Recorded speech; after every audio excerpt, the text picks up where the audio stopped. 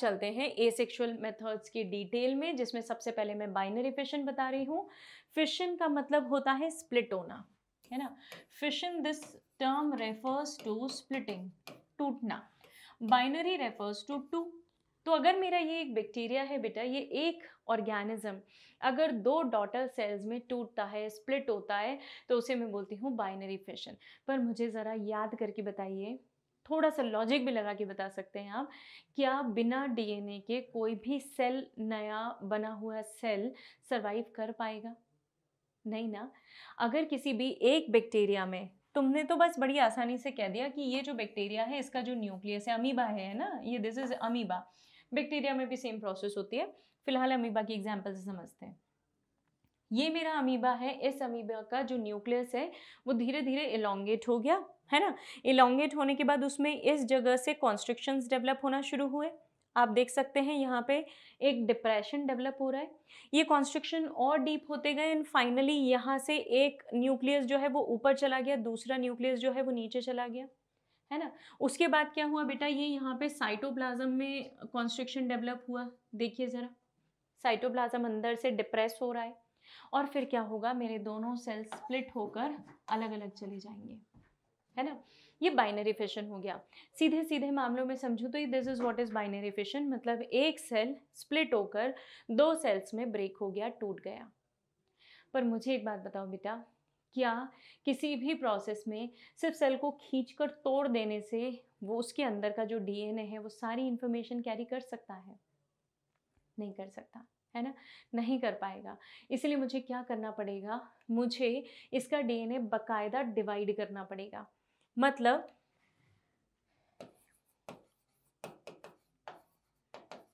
यहाँ पे एक स्पेशल डिवीजन चलता है which is called as a mitotic division. इस ए माइटोटिक डिवीजन में मैंने बकायदा इस न्यूक्लियस की पहले कॉपी बना ली है ना। अब मेरे पास ये डीएनए मिक्स्ड डीएनए के फॉर्म में है। एक तो मेरे पास ये मैंने बना दिया, दूसरा मैंने ये बना दिया। ये ऐसा मेरे पास किसके फॉर्म में है, मिक्स्ड डीएनए के फॉर्म में है।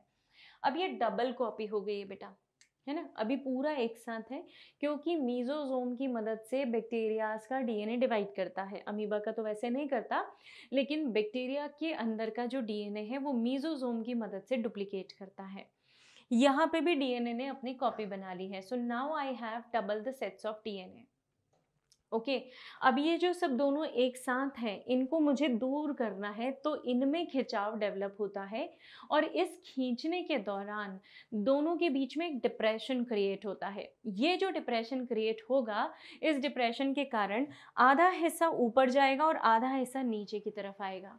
मतलब मेरा जो पर्पस था ना, वो पर्पस सॉल्व हो गया। क्या था मेरा उद्देश्य, मुझे जेनेटिक मटेरियल डिस्ट्रीब्यूट करना था। कारण ये है कि मैंने एक चीज़ बहुत अच्छे से जान ली है, that no new cell can survive without DNA, without genetic material. और ये तो ऑब्वियस भी है ना बेटा, without GM, GM stands for genetic material, short में लिखा है मैंने। तो अगर कोई भी नया सेल बनता है तो उसके अंदर नया जेनेटिक मटेरियल नहीं होगा, तो वो सरवाइव नहीं करेगा। मतलब जब भी आपका ये सेल डेवलप हुआ है, इस सेल के अंदर जेनेटिक मटेरियल हो, इस सेल के अंदर जेनेटिक मटेरियल हो, दोनों के अंदर का जेनेटिक मटेरियल प्रेजेंट होगा, तभी हमारा जो अमीबा है वो सेपरेट होगा या सेपरेट होकर सर्वाइव करेगा। जब तक ये सर्वाइव करना चाहता है तब तक इसका न्यूक्लियस क्या रहेगा, एक्टिवेटेड। न्यूक्लियस तो इन एनी केस एक्टिवेटेड रहता है, बस इसकी एक्टिविटीज या तो कम हो जाती हैं या बढ़ जाती हैं। जब हमारी अडल्ट स्टेज है, या चलिए यंग स्टेज से शुरू करते हैं। यंग स्टेज होगा बेटा, तो ऑब्वियसली डीएनए की जो एक्टिविटीज होंगी दैट वुड बी हाईएस्ट, सबसे ज्यादा होंगी। रीजन, मेटाबॉलिज्म डिफरेंस है। किसी छोटे बच्चे का मेटाबॉलिज्म किसी अडल्ट के मेटाबॉलिज्म से ऑब्वियसली वेरी करता है। किसी अडल्ट का मेटाबॉलिज्म किसी ओल्ड एज व्यक्ति के मेटाबॉलिज्म से भी डिफर करेगा। तो अडल्ट से मैं यंग को कंपेयर करूं तो इट वुड बी लेस, है ना। लीस्ट किस में होगा, ओल्ड में। So it would be least in old. इसी तरह ये जो अमीबा बन गया है, ये अमीबा अगर मान लीजिए इसका जेनेटिक मटेरियल धीरे धीरे धीरे धीरे श्रिंक हो जाए, और श्रिंक होने के बाद इसको जो भी बनाकर देना है, क्या क्या बना के देगा? प्रोटीन्स देगा, हार्मोन्स देगा। अब ये तो क्योंकि लोअर ऑर्गेनिज्म है तो इसे तो हार्मोन की ज़रूरत नहीं है। आइडियली एक सेल के बारे में ज़रा सोच के देखिए, किसी एक सेल का जो डीएनए है वो डीएनए उसे क्या क्या बना के देता है? प्रोटीन्स, हार्मोन्स, आगे चल के एंजाइम्स, मतलब एवरी रॉ मटेरियल, जो हर रॉ मटेरियल किसी भी प्रोसेस के लिए ज़रूरी है, वो कौन बना के देगा? यही न्यूक्लियस। और ये न्यूक्लियस अगर किसी सेल में नहीं है तो बट ऑब्वियस बात है कि वो सेल धीरे धीरे सेनेसेंस पे जाना शुरू होगा। I am so sorry, necrosis term हम प्लांट के लिए यूज़ करते हैं, सेनेसेंस पे जाना शुरू करेगा, राइट? तो ये बाइनरी फिशन है। कॉन्सेप्ट दिमाग में याद रखिएगा, ये सिर्फ स्प्लिटिंग नहीं है जैसा कि आपके दिमाग में होता है, ऐसा नहीं है। इसमें बकायदा डीएनए कॉपी हुआ है, फिर ये डीएनए क्या हो गया है? Splitting. This is what is binary fission. Next process के बारे में बात कर लेते हैं, which is called as budding. Budding का मतलब होता है एक आउटग्रोथ का डेवलपमेंट, राइट? तो बड का मतलब क्या होता है बेटा? एक सिंपल सी आउटग्रोथ होती है जो कि किसी भी ऑर्गेनिज्म में यहाँ पे ऐसे डेवलप होना शुरू होती है, धीरे धीरे और बड़ी होती है, ग्रेजुअली यहाँ पे एक आपको कॉन्स्ट्रिक्शन दिखाई देगा। और कई बार ऐसा भी होता है कि वहाँ से वो स्प्लिट होकर टूट कर अलग हो जाए। कई बार ऐसा भी होता है बच्चों कि ये सारी बड्स एक साथ भी रहें, राइट? तो हमारे पास दोनों तरफ की मेथड्स हैं, या तो ये बड यहाँ से निकल के अलग हो जाए या ये बड इससे इंटैक्ट रहे। तो this is what is called as budding. Budding का मतलब होता है आउटग्रोथ। यहाँ पे सेल की ग्रोथ बहुत तेजी से होती है, ठीक है? और सेल्स की ग्रोथ होने के बाद वो सारे सेल्स इधर इकट्ठे होना शुरू हो जाते हैं। इकट्ठे होते हैं तो एक बड बन जाती है, और वो बड जो है वो एक नया ऑर्गेनिज्म, नया यीस्ट बना सकती है। बडिंग की प्रोसेस दो ऑर्गेनिजम्स में बहुत कॉमनली देखते हैं हम जो पढ़ रहे हैं वो यीस्ट में पढ़ रहे हैं ना बेटा, जिसे हम सैकेरोमाइसीस सेरेविसी भी बोलते हैं। ये सैकेरोमाइसीस सेरेविसी जो है ये आपको पता है ब्रूअर्स यीस्ट या बेकर्स यीस्ट के फॉर्म में यूज होता है। इसके अलावा हम हाइड्रा के अंदर भी सेम प्रोसेस पढ़ते हैं। तो बडिंग की प्रोसेस हाइड्रा के भी अंदर होगी, यीस्ट के भी अंदर होगी, दोनों के अंदर हम स्टडी कर सकते हैं। तो this is what is referred as budding. Budding का मतलब एक स्मॉल आउटग्रोथ प्रेजेंट होना जो कि इनिशियली पेरेंट से अटैच्ड रहेगी। क्यों अटैच्ड रहने वाली है बेटा? Because this is immature. सबसे पहली बात, इमेच्योर से मेरा क्या मतलब है? जिसे अभी अपना खाना इकट्ठा करते नहीं आता, जिसे फूड कैप्चर करते नहीं आता, उसे मैं कहूँगी इमेच्योर, राइट? या फिर जो अपनी खुद की प्रोटेक्शन नहीं कर सकता उसे भी मैं क्या कहूँगी? इमेच्योर। तो ये मेरे पास एक इमेच्योर बर्ड है। इमेच्योर बर्ड जो कि फूड डिराइव करेगी अभी हाल फिलहाल किससे? पेरेंट से। तो food is derived from parent. Parent से क्यों अटैच्ड है? आ गया रीजन समझ में आपको? क्योंकि इसे अपना खाना चाहिए बच्चों, और वो खाना इसे पेरेंट से ही मिलने वाला है। ग्रेजुअली जैसे जैसे ये मैच्योर होती है ना, मतलब अब अपना खाना खुद कलेक्ट कर सकती है, तो ये क्या करना शुरू करेगी? सेपरेट होना शुरू होगी। तो ये जैसे जैसे मैच्योर होगी ये सेपरेशन शुरू कर देगी। matured into new organism, and example is yeast and hydra. yeast जो है उसके अंदर बडिंग जो है वो थोड़ी सी मतलब अनइक्वल टाइप सी होती है। क्यों? क्योंकि यहाँ पे किसी एक जगह पे सेल्स जो हैं वो ज़्यादा ग्रो कर गए हैं और किसी दूसरी जगह सेल्स ग्रो नहीं करे हैं। So this is quite unequal. ऐसे बच्चों वो बाइनरी फिशन हमने जो पढ़ा था ना, बाइनरी फिशन के भी टाइप्स हैं। हाल फिलहाल हमने बाइनरी फिशन के टाइप्स नहीं पढ़े, but then I will show you. Binary fission के टाइप्स भी इसी तरीके से होते हैं। जैसे ये अमीबा है, अमीबा को आप सेंटर एक्सिस से कहीं से भी कट करें, हमेशा एक नया अमीबा सक्सेसफुली बन जाना है। This is called as irregular binary fission, right? ये मेरे पास यूग्लिना है। यूग्लिना के अंदर अगर आप इस तरीके से स्प्लिटिंग कर दें, पहले आपको फ्लैजेला को डबल करना पड़ता है, तो ये होता है हमारा वर्टिकल फिशन, राइट? और दूसरा होता है हमारे पास ट्रांसवर्स फिशन। ये ट्रांसवर्स फिशन मतलब इस तरीके से डिवाइड होना। तो ये मेरे पास एक सिंगल प्लेन में, एक वर्टिकल प्लेन में जो है स्प्लिट लगता है, यहाँ पे ट्रांसवर्स सेक्शन बनता है या ट्रांसवर्सली जो पैरामीशियम है दैट गेट्स डिवाइड। इस तरीके से मेरे ये तीनों ऑर्गेनिजम्स जो हैं ये अलग अलग टाइप से बाइनरी फिशन करते हैं। ठीक उसी तरीके से बडिंग की मैं बात करूँ तो बडिंग मेरे पास यीस्ट में कुछ अलग तरीके से होता है और हाइड्रा में कुछ अलग तरीके से होता है। आई विल शो यू हाइड्रा के अंदर बडिंग कैसे होता है, हमने यीस्ट के अंदर तो देख लिया है। Let us talk about budding in hydra. ये एक हाइड्रा है which is parent hydra. Parent hydra का मतलब है जिसके बेस पे, ये बेस होता है हाइड्रा का और ये उसके टेंटैकल्स हैं। मैं जस्ट एक लाइन डायग्राम ड्रॉ कर रही हूँ, ये उसके टेंटैकल्स हैं। यहाँ पे वो टेंटैकल्स की मदद से फूड को कैप्चर करके अंदर लाता है। मतलब ये बात मुझे दिमाग में बैठ गई है अच्छे से कि अगर कोई भी हाइड्रा मैच्योर होगा तो उसके पास टेंटैकल्स होंगे ही होंगे, इजंट इट। टेंटैकल्स होना इज एन इंडिकेशन कि हाइड्रा कैसा है बेटा, मैच्योर है।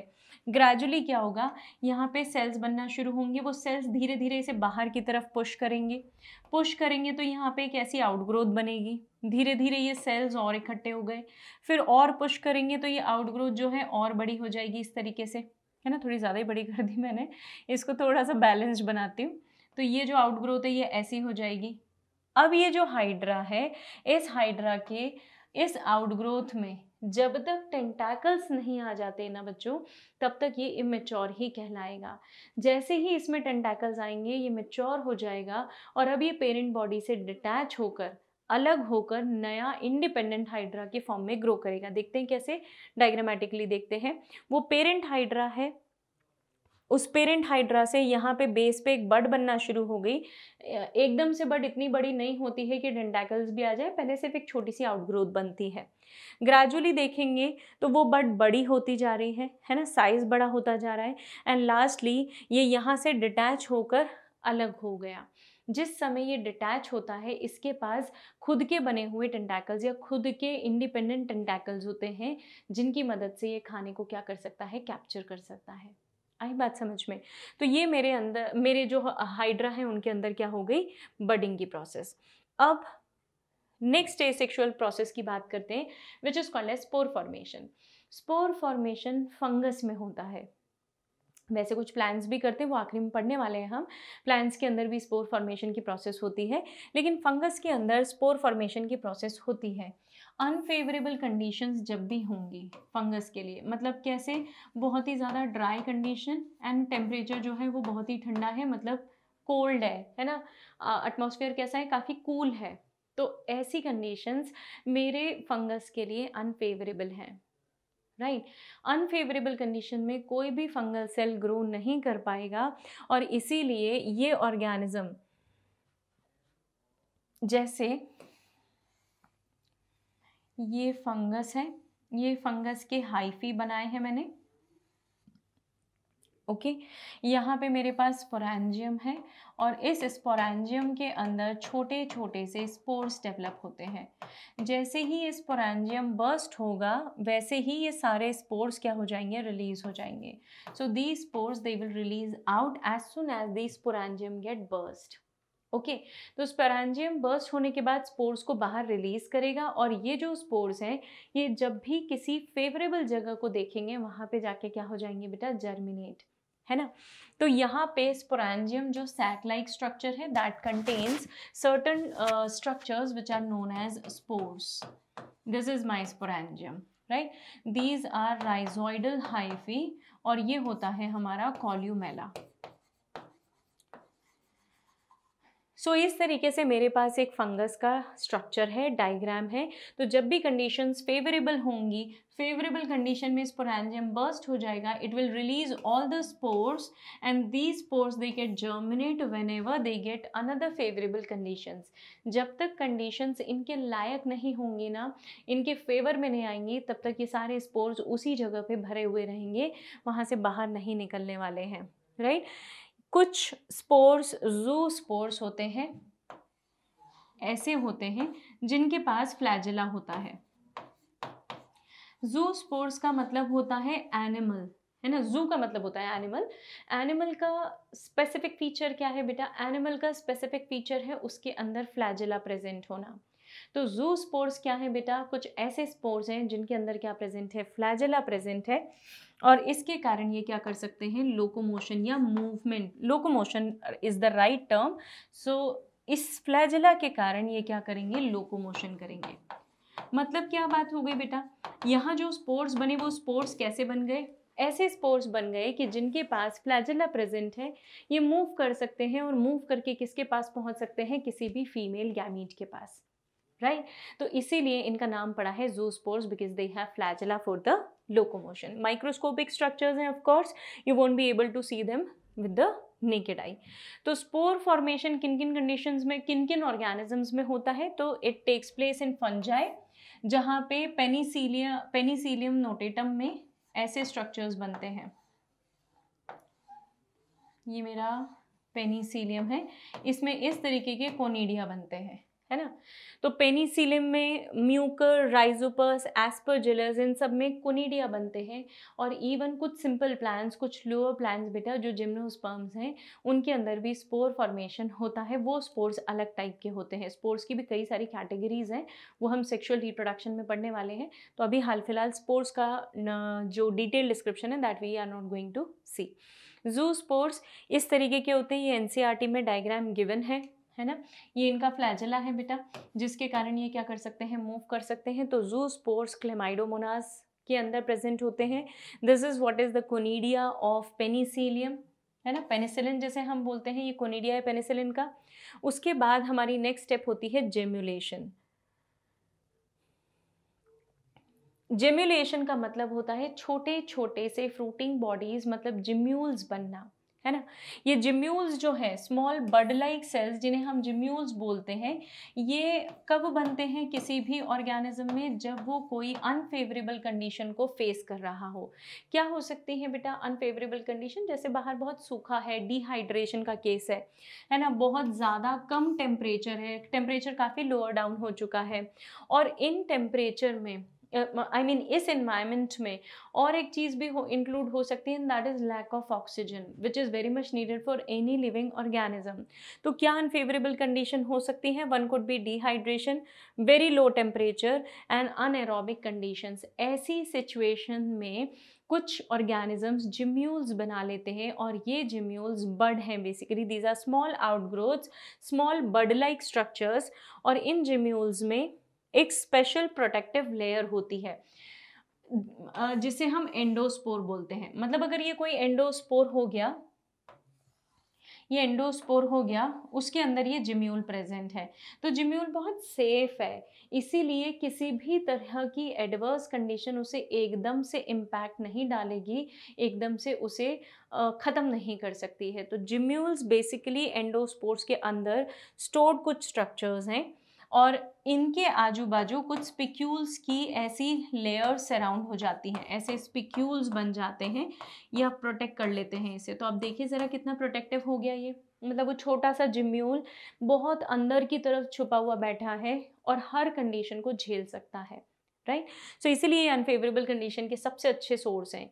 ऐसे दिखते हैं हमारे जिम्यूल्स, ये जिम्यूल्स हैं। इन्हें आप एंडोजिनस बड भी बोल सकते हैं। एंडोजिनस बड से मेरा मतलब है जो बड अंदर बनती है उसे एंडोजिनस बोलते हैं, और ऐसी बड जो बाहर बनती है उसे हम एक्सोजिनस बोलते हैं। सो बड के फॉर्म होने के बेसिस पे हमने उसे दो पार्ट्स में क्लासिफाई कर दिया है, एंडोजिनस एंड एक्सोजिनस। एक्सोजिनस का मतलब जो बाहर बनती है, एंडो का मतलब जो अंदर बनती है, क्योंकि यहाँ पे स्पॉन्ज है और इस स्पॉन्ज के अंदर जो जिम्यूल्स है वो अंदर डेवलप हो रही है, बॉडी के बाहर कुछ भी नहीं दिखाई देगा, इसलिए इसे हम एंडोस्पोर भी बोल सकते हैं, एंडोजिनस बोलते राधा। चलिए अब प्लांट्स के अंदर एसेक्सुअल रिप्रोडक्शन की बात करेंगे, क्योंकि हमारे प्लांट्स भी तो कुछ ऐसी स्पेशल प्रोसेसेस शो करते हैं कि जिसमें उनके वेजिटेटिव पार्ट्स को यूज़ करके एक एंटायर नया प्लांट बनाया जा सकता है। तो उसे हम बोलते हैं वेजिटेटिव प्रोपगेशन। वेजिटेटिव प्रोपगेशन एक एसेक्सुअल रिप्रोडक्शन है ना, जहाँ पे कोई भी कोई भी वेजिटेटिव पार्ट बेटा, वेजिटेटिव पार्ट मतलब जैसे लीव्स हो गई, रूट्स हो गई, स्टेम हो गई, लीव्स, रूट्स एंड स्टेम्स। ऐसे कुछ भी पार्ट से अगर आप एक नया प्लांट ऑब्टेन कर लेते हैं तो उसे हम बोलते हैं vegetative propagation. Vegetative parts normally they are for the growth of the plant and for all other activities, especially they are not at all meant for reproduction.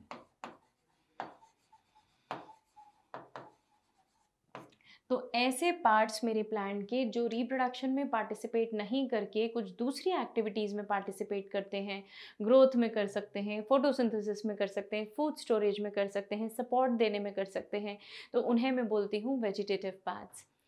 अगर ये वेजिटेटिव पार्ट्स भी रिप्रोडक्शन में पार्टिसिपेट करने लगें, ये भी reproduction में involve हो जाएं, तो ऐसी प्रोसेस को हम बोलते हैं वेजिटेटिव प्रोपगेशन।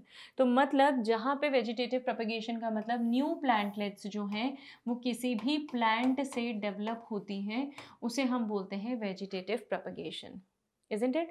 ये प्लांट्स की कौन कौन सी यूनिट्स हो सकती हैं बेटा? These units could be runner, rhizome, sucker, tuber, offset, bulb. बुलबिल्स भी हो सकते हैं।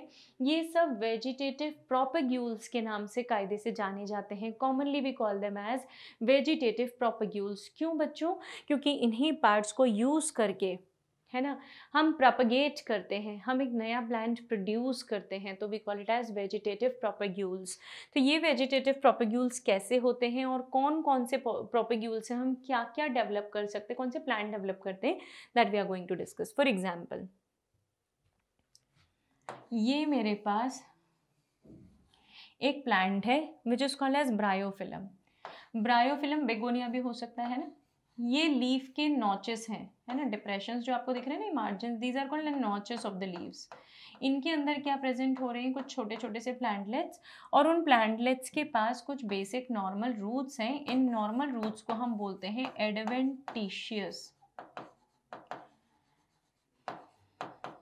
Adventitious roots. इन्हें हम क्या बोलते हैं? Adventitious roots.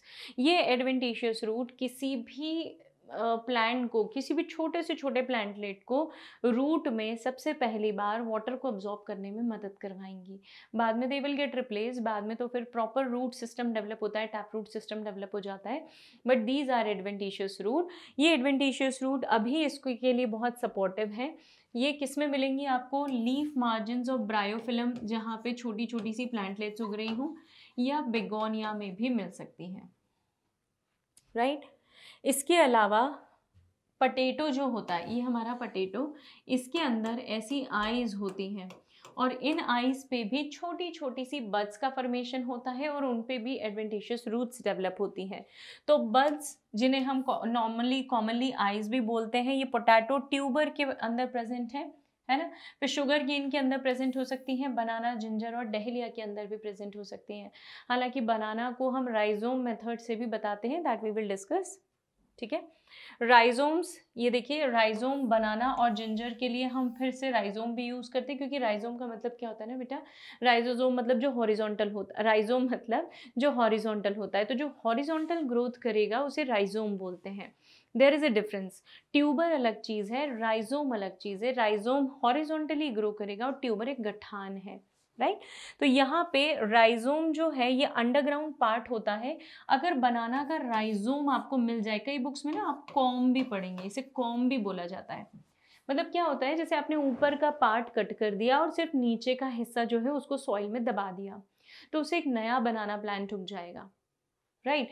ऊपर आपको प्लांट दिखाई नहीं दे रहा है, लेकिन सॉइल के अंदर जो राइजोम या जो कॉम बचा हुआ रह गया है, ये कॉम मल्टीप्लाई करेगा, प्रोपगेट करेगा, and you will get a new plant.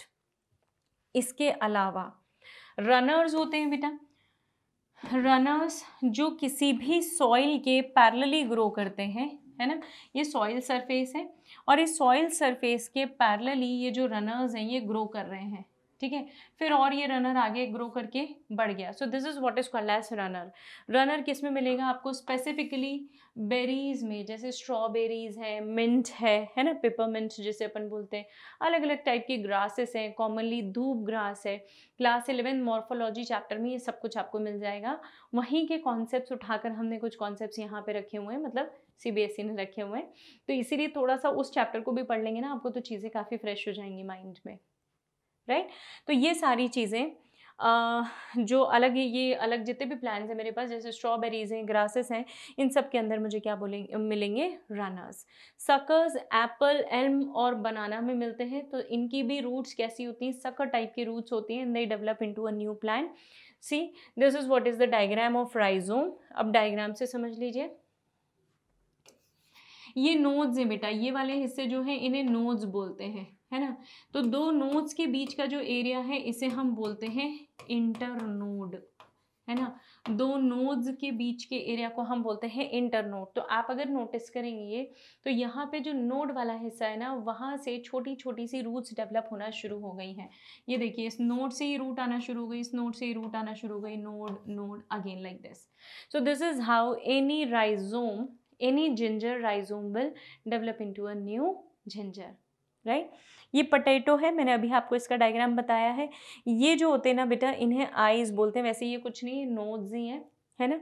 और इनमें से जब छोटी छोटी सी बड्स वाइट कलर की होती हैं, बारिश के मौसम में देखिए आपके घरों में जो पोटैटो रखे होंगे, जो थोड़ा सा शेड एरिया में है, हल्का सा मॉइस्चर है, वहाँ पे ना ऐसी वाइट कलर की बड्स बनना आपको दिखना शुरू हो जाएंगी।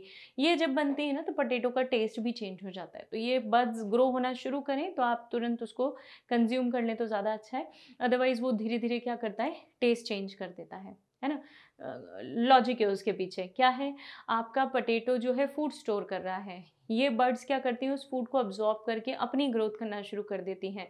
तो जो जो स्टार्च कंटेंट है वो कम हो जाता है। Starch is sweet in taste, है ना। तो sorry, starch is sweet in test.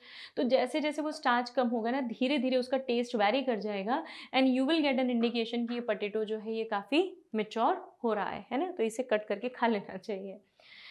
ये ब्रायोफिल्म है, जहाँ पे ये लीफ की मार्जिन से क्या आना शुरू हो गई हैं, लीव्स आना शुरू हो गई हैं। दिस इज बुलबिल ऑफ अगेव, है ना। बुलबिल और बल्ब अलग चीज़ है बेटा। बल्ब क्या है, एक बीच में फ्लैशी स्टेम होती है और उसके आसपास लीव्स होती हैं, जैसे अनियन, ये फ्लैशी स्टेम है ना। सबसे छोटी स्टेम होती है प्याज की, जो हम खाते हैं वो स्टेम खाते हैं, ठीक है। और स्पेशलिटी क्या होती है बेटा, इस स्टेम के आसपास ना ऐसी फ्लैशी लीव्स होती हैं जिनको हम खाते हैं, कंज्यूम करते हैं। आप जब इसे कट करो ना तब देखना ध्यान से, अंदर एक बहुत छोटा सा पतला सा स्ट्रक्चर निकलता है प्याज के बिल्कुल अंदर, सबसे अंदर, वो स्टेम है बेटा प्याज की, है ना। और उसके आसपास वो जो हम कंज्यूम करते हैं वो लीव्स होती हैं। तो ये बल्ब है ना। This is what is bulb. Bulb किसके होते हैं, एक आपका लहसुन का होता है, ठीक है, गार्लिक का और अनियन का, इन दो के बल्ब्स होते हैं। बिल्बिल्स जो है अगावे में होती हैं, है ना। ये बिल्बिल क्या है, एक ही नोड में, ये सपोज मेरे पास ये स्ट्रक्चर है, इसमें बहुत सारी बड्स होना, एक एक बर्ड एक एक प्लांट बना के दे देगी आपको। This is what is called as bulbils, fine. तो ये अलग अलग है ना, दोनों चीज़ें अलग हैं, इनमें कंफ्यूज नहीं होइएगा, क्योंकि हमें मोस्टली लगता है कि बिल्बिल और जो बल्ब हैं they are one in the same thing. Bulb का एग्जाम्पल क्या है, अनियन एंड गार्लिक, और बिल्बिल का क्या रहेगा, अगावे रहेगा, right. So these are again method of reproduction in few organisms. अब ये नाम आपने बड़ा सुना हुआ है, हमने कई चैप्टर्स में इसकी बात की है, it is terror of Bengal, है ना। ये एक ऑर्नामेंटल प्लांट के फॉर्म में इंडिया में इंट्रोड्यूस हुआ था, कहाँ पे, बंगाल में स्पेशली। क्यों, क्योंकि इसके फ्लावर्स बहुत सुंदर है, पर्पल कलर के फ्लावर होते हैं, बहुत प्यारे दिखते हैं। इसके अलावा इसकी लीफ का शेप भी बड़ा प्यारा सा है, थोड़ी सी बल्ज आउट होती हैं, फ्लैशी होती हैं, तो it gives a very good appearance. हमने उससे सोचा कि एक ऑर्नामेंटल प्लांट है और इसे यहाँ पे इंडिया में कल्टीवेट कर देना चाहिए, उस इंटेंशन से इस प्लांट को यहाँ पे कल्टीवेट किया गया। हमने ग्रेजुअली क्या देखा बेटा, जो स्टैग्नेंट वाटर है, कहाँ होता है आपके पास स्टैग्नेंट वाटर, पॉन्ड्स में होता है ना, फ्रेश वाटर पॉन्ड्स में, जहाँ पे मीठा पानी है। फ्रेश वाटर पॉन्ड्स में जहाँ पे पानी स्टैग्नेंट है, वहाँ पे वाटर हायसिंथ आपको फ्लोट करता हुआ दिख जाएगा, और ये इतना रैपिड फ्लोट करता है कि पूरे पॉन्ड का जो सरफेस है, पूरे पॉन्ड का जो सरफेस है, that gets covered up by this particular plant, ठीक है। ये ऐसे प्लांट पूरा फैल गया, और इस प्लांट ने सभी जगह फैल कर स्प्रेड करके वाटर का जो टॉप लेयर है उसे ब्लॉक कर दिया, उस टॉप लेयर को ब्लॉक करने से जो सनलाइट नीचे के प्लांट्स को मिलनी थी, जो सबमर्ज प्लांट्स थे मेरे, उन प्लांट्स को नहीं मिल पाएगी। और बट ऑब्वियस सी बात है कि अगर पॉन्ड में, देखो समुद्र में भी सनलाइट बॉटम तक नहीं पहुंचती, पर प्लांट फोटोसिंथेसिस करते हैं। क्यों करते हैं? वहाँ एक अलग रीज़न है। वहाँ रीज़न हाइड्रोथर्मल वेंट्स है, मतलब जो लहरों से जनरेटेड हीट है, उस हीट को प्लांट्स फिक्स करते हैं और उससे फोटोसिंथेसिस करते हैं। तो बात ही अलग कर दीजिए आप। यहाँ तो सरफेस बहुत कम है ना, शैलो है, ponds are very shallow, not very deep. तो नीचे बॉटम में हीट होगी, ये तो हो ही नहीं सकता। उल्टा पॉन्ड में नीचे का सरफेस ठंडा होता है। तो इसका मतलब मुझे 200% किस पे डिपेंडेंट रहना है? सन के ऊपर रहना है। तो सनलाइट तुमने यहाँ ब्लॉक कर दी, तो जितने भी सबमर्ज प्लांट हैं इनको रिसीव होना बंद हो जाएगी। दे विल स्टॉप फोटोसिंथेसाइजिंग, है ना। यहाँ पे फोटोसिंथेसिस की प्रोसेस स्टॉप हो गई, और स्टॉप हो गई तो ये डीके होंगे, मरेंगे, मतलब डेब्रीज बनेंगी। डेब्रीज बनेंगी, ऑर्गेनिक मैटर बढ़ेगा, तो बीओडी बढ़ेगा। बीओडी बढ़ेगा मतलब क्लियर इंडिकेशन कि वाटर क्या हो चुका है? Pollute, right. वाटर क्या हो चुका है? पूरी तरीके से खराब हो चुका है। वाटर हायासिंथ ने यही किया, है ना। ये टेरर ऑफ बंगाल के नाम से इसीलिए जाना गया क्योंकि एक वीड है। जिस पॉन्ड में ये ग्रो कर रहा है, ना तो सबमर्ज्ड प्लांट ग्रो कर सकते हैं, ना सीजेस पे प्लांट ग्रो कर सकते हैं। सरफेस पे तो ऑब्वियसली नहीं ग्रो कर सकते क्योंकि खुद ही ग्रो कर रहा है। तो ये पूरे पॉन्ड की वाटर क्वालिटी को ख़राब कर देने वाला है, इसीलिए इसे हमने टेरर बोला। इसे एलिमिनेट करना was a biggest problem for us. इसे आज हम एलिमिनेट कर पाए हैं, and that too with the help of some biological agents. Chemicals की मदद से नहीं, इसे हमने बायोलॉजिकल एजेंट्स की मदद से रिमूव किया है। So therefore we call it as terror of Bengal. इसके बारे में देख लेते हैं हम। ये ऑफसेट्स की मदद से रिप्रोड्यूस करता है। ऑफसेट का डायग्राम मैंने आपको अभी बना के बताया था। ये जो स्ट्रक्चर्स हैं, ये स्ट्रक्चर्स नीचे वाटर में अपनी रूट स्प्रेड करते हैं, एक हॉरिजॉन्टल स्टेम प्रोड्यूस करते हैं, और फिर यहाँ से अपने आप को स्प्रेड कर लेते हैं। तो ये फ्लोटिंग प्लांट्स हैं एक तरीके से, और यूँ कह लीजिए चेन के फॉर्म में ग्रो कर रहे हैं। मतलब एक प्लांट से लगे लगे बहुत सारे प्लांट्स होंगे, इसे हम कहते हैं offset, right. So this is what is called as terror of Bengal. एक इन्वेजिव वीड के फॉर्म में है, स्टैग्नेंट वाटर में है। इसे रिमूव करने के लिए हमने कुछ फिशेस को यूज़ किया, राइट। मैंने बताया ना आपको, हमने कुछ बायोलॉजिकल एजेंट्स यूज़ किए। वो बायोलॉजिकल एजेंट्स हमारे पास गेम्बूजिया फिश है, राइट। It is called as gambusia fish. ये फिश क्या करती हैं? धीरे धीरे इसकी लीफ को जो है वो कंज्यूम करके इसे पूरी तरीके से किल करना शुरू कर देती हैं। So this is how we controlled it biologically, है ना। ये इंडिया का नेटिव प्लांट नहीं है, पहले हमारे यहाँ था ही नहीं, लेकिन हमने इंट्रोड्यूस किया, and this was the reason which we already discussed, right. See, this is one of the offset of Eichhornia. ये ऑफसेट है ना। ये आपका एक प्लांट हो गया, ये दूसरा प्लांट हो गया, और दोनों के बीच का कनेक्शन ये है। इसी से तीसरा प्लांट होगा, उससे ही चौथा प्लांट होगा। पहले तो ये सीरीज में चलता है, and gradually it occupies the entire surface of pond water, and this is how it spreads.